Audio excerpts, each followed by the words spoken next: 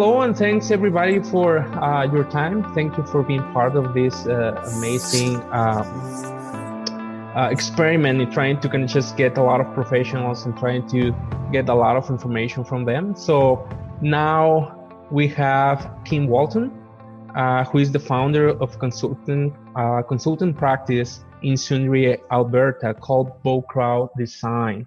Thank you for your time and presence in this series, Kim, and thank you for being open to be part of this series of interviews. Well, thank you. And I think it's awesome that you're focusing on Central Alberta, which doesn't get enough attention. And there's a lot of interesting stuff going on. That's a way how I'm seeing things, right? Because I've when I came from Mexico, I was so excited to see and explore and see what's going on with the province. And I understand there's a lot of amazing things that is happening right now, right? And now that I'm just completed my certification in Passive House, I'm so eager to kind of start to trying to see how much we can increase this type of projects, right? Which I understand that is a lot going on in Edmonton, Calgary. And when I was looking at your portfolio as well, it was amazing how these professionals are making things work. And I was so impressed that on your portfolio as well. But before we get into specifics, maybe you can tell me a little bit more about your background, education, or whatever you can share about how your experience has been built on all these years in your career. If you can share a little bit more about that would be great. So we start with once upon a time, a very, very long time ago. I went to university, and I went to the University of Manitoba and started off in architectural design school. And one of my projects was based on sustainability. That really caught my attention. At the time, I bought tons of books and did a lot of research and really put my heart and soul into that particular project. And this was the late 70s. And I didn't get a bad mark on the project. As a matter of fact, I probably got a good mark. But the most depressing thing was that the instructors had no idea what I was talking about and couldn't take me any further. That was really a disappointment. There was a vague interest, but that was not their focus at all. And so once I completed a couple of years, I thought I would just go out and find out more, and with always the intention of going back to school and find out more practical about more practical things, including low carbon. So we didn't call it low carbon at the time. We're talking about straw bale and cordwood and log building, and those were the kinds of things I was interested in. So through a few different jobs, I learned much more practical skills and ended up working for a little while for a log building company that did I don't even know if they're around anymore, but they do prefab logs. So it was an awesome experience. Besides that, I'm working in an engineering office before, just learning how to do details and how important details are, and getting and communicating through drawings in order to get things right. So that was a very long time ago, and that was a very good beginning. We're doing this kind of work because the devil is in the details, and that's absolutely true in doing better construction and helping people to understand how they need to just change their thinking slightly in order to get to do something of a better and higher quality in terms of building envelope and sustainable architecture. So through the years, I stopped working for other people and started working for myself. So that was sometime in the early 80s. And I connected with somebody that I worked with for a long time, for decades, that was much more experienced and much more cognizant of all of the trends and the way to do things. His name is Michael Carafoot out of Cremona, Synergy System. And so we started doing very, very well insulated buildings and airtight buildings starting in the 80s. That's when I started doing that. So in amongst the projects that we did over that period of time, I learned about HOT 2000. I did SOT 2000 training and EE4 training and all kinds of energy modeling. So after a few decades of doing that and many projects, so these projects aren't coming like they do now. All of my projects are at least passive house or wanting to be passive house, very well insulated houses. But at the time, there were a lot of other projects I was working on. and trying to direct my clients to doing better. But for the most part, the really serious and great ones were 1 or 2 a year at once upon a time. So that's just been increasing substantially since.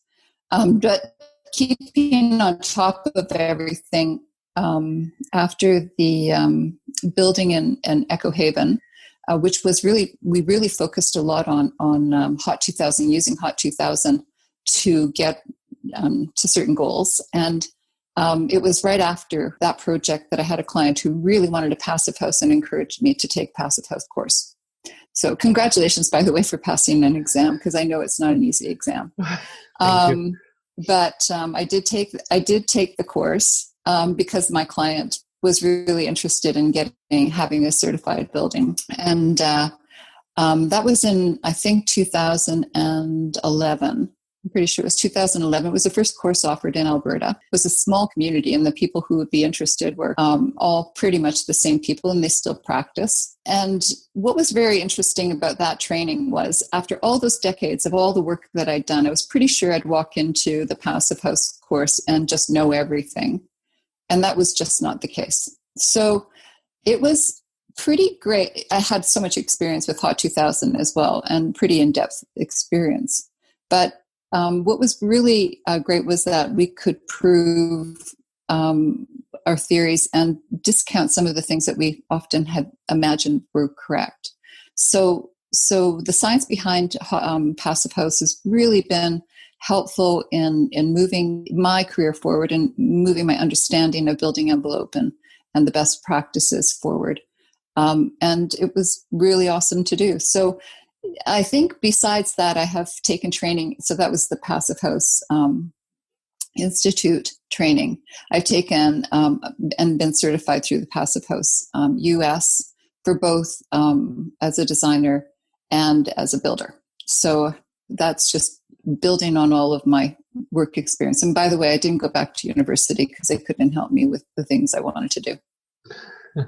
No, that's a good background, actually. I'm so amazed how, like in my previous interviews, how all the professionals start trying to kind of build their career in certain things, and all of a sudden they're trying to kind of, well, I think this is not working that well for me, so I'm going to take another path. But again, the way how everything can work together in order to kind of build skills, experience, everything is taken into account on whatever career or whatever path you want to pursue, right? So it's amazing how, okay, wow, let's try to kind of be more detailed on which path I want to go. And it's incredible how the way is turning out in terms of what we want to achieve, right? So it's pretty interesting, the behavior on how your career was moving forward. And the other part that is pretty interesting to me as well is I was doing a little bit of research about your career as well, and that is my understanding that you're forming part of the Association of Passive House Canada, right? So is my understanding that you're forming part of the chair of the association? Can you tell me more about it? So Passive Buildings Canada was the first passive buildings organization in Canada. Started through some people through Ryerson that were building science, building envelope experts. And that was, they were the beginning members of this organization. I think one of the people, though, that was included is Stuart Fix, who is an engineer out of Edmonton. But he was still just graduating from Ryerson with a building science and an engineering, master's in building science after an engineering degree. So it was Stuart that brought Passive House to Alberta, and he was also part of that board to begin with, and then again later on. So they're building science enthusiasts, and the organization was built on the ideas of the Passive House Institute and spreading the idea across Canada. So as far as an organization is concerned, it is a national organization with members from across Canada, and really focuses on not just education specifically as courses to achieve Passive House designation, but courses and information, positives, ways to do things and ways not to do things. So a organization of professionals that share information And we really feel that this organization is agnostic. In other words, not really focused on Passive House International or Passive House Institute of US, but really leaning towards helping people to understand how to build better in Canada specifically. There's so much information about how to build in other parts of the world, especially the US, or in milder climates than we have, say, in Alberta or in many parts of Canada. And that's part of the focus of Passive Buildings Canada. Correct. And it's pretty interesting. And also the passion on every professional that is trying to share best practices actually is just amazing, because whoever I can talk with or trying to share or exchange experience, everybody's open to share their experience, either good or bad. And they want to kind of just be better, right? That's the only way that we can progress, because if we know how to do things in the wrong way, I think, the possibilities are pretty broad, right? So no, that's great. And the other part is that we have, I don't know if this is the proper word to call it, but we have like a small chapter or something here in Alberta as well. And isn't my understanding that you are the treasurer of that association as well, right? I am. Yeah, I've been part of different kinds of boards that don't have anything to do with Passive House for many, many years, but now I find myself on 2 Passive House boards, it's great. It's really good. So there's a bit of crossover in membership, and Passive House Alberta was started independently. The objective of the people who started that not for profit was about educating people in Alberta specifically about the Passive House standard. And so there has been a little bit of intertwining of the two organizations, mostly because I'm at both of them, so I can tell people at the meetings what the other's doing. But the Passive House Alberta is not a chapter as much as it is a independent organization, and very new, only 3 years old. Passive Buildings Canada is just celebrated their 10th anniversary, which makes them pretty old, but just 3 years old is not terribly old. And they have developed a few specific courses, easy to take courses that don't get you credit of any sort, but introduce people to Passive House. So if any of the listeners are interested to visit Passive House Alberta website to see and listen to a couple of really great webinars that give a pretty decent and thorough introduction, both technical and maybe not so technical courses, not really course, an hour, 2 hours, just for information purposes. That organization had some funding through Efficiency Alberta, and they did hold courses across Alberta to introduce people to Passive House. And so we're hoping to be doing much of the same, and that's what we're looking to do in the future and with that organization.